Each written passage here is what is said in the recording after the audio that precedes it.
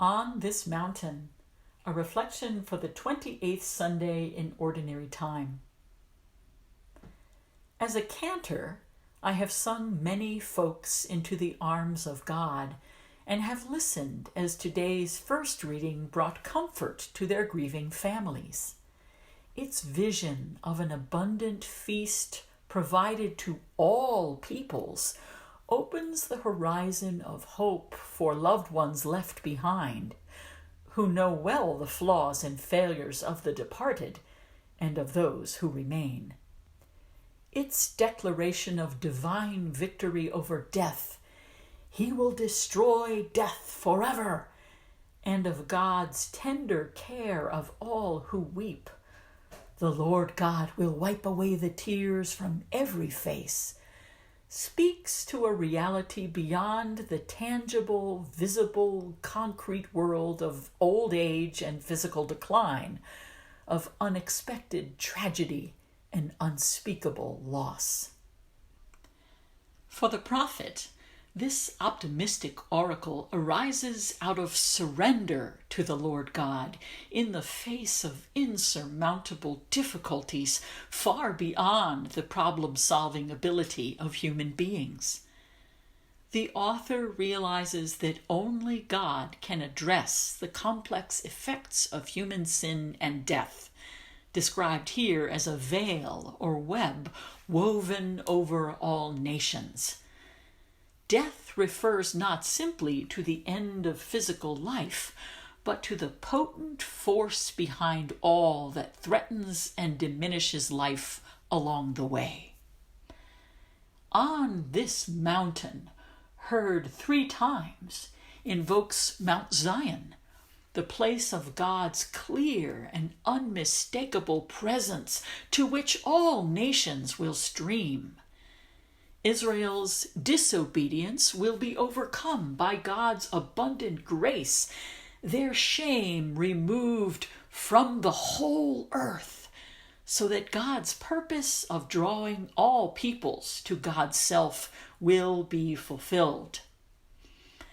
The banquet image binds the Isaiah reading to both Psalm 23 and today's Gospel, but we dare not bypass the shepherd in our rush to the table.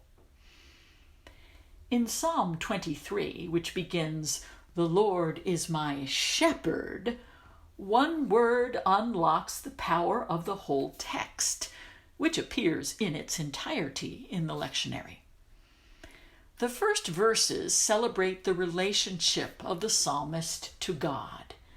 As shepherd, God anticipates and satisfies needs for nourishment, rest, and refreshment, guidance, protection, and encouragement.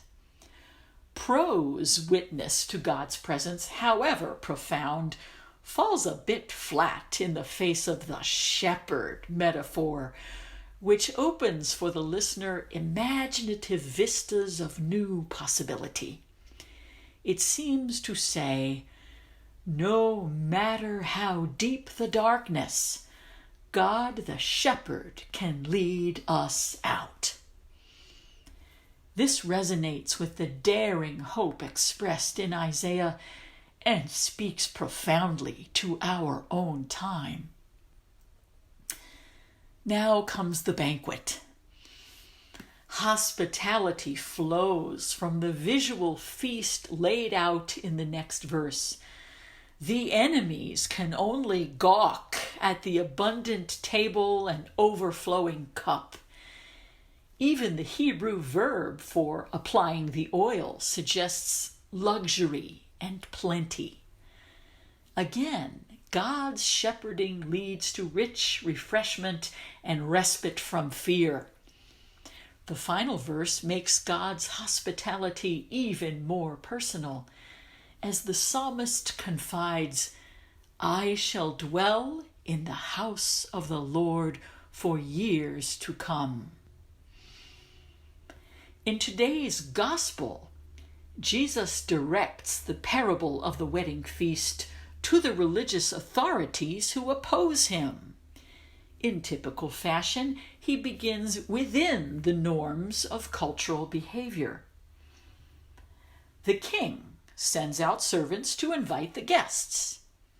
The invitees refuse at first, waiting to find out more about the event and the guest list, and whether attending will bring them honor or shame.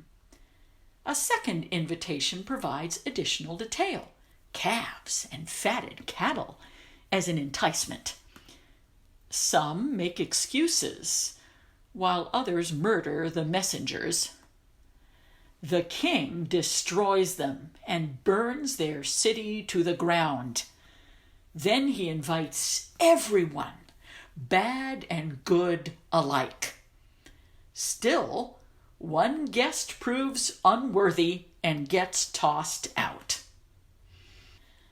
Though Matthew deploys this parable of Jesus in hindsight, after the death of John the Baptist, the death and resurrection of Jesus, and the destruction of Jerusalem in AD 70, his indictment of those who claim to possess the truth but cannot abide prophetic voices still rings true. And the one who seemingly accepts God's invitation but does not bother to put on Christ risks losing a seat at the table.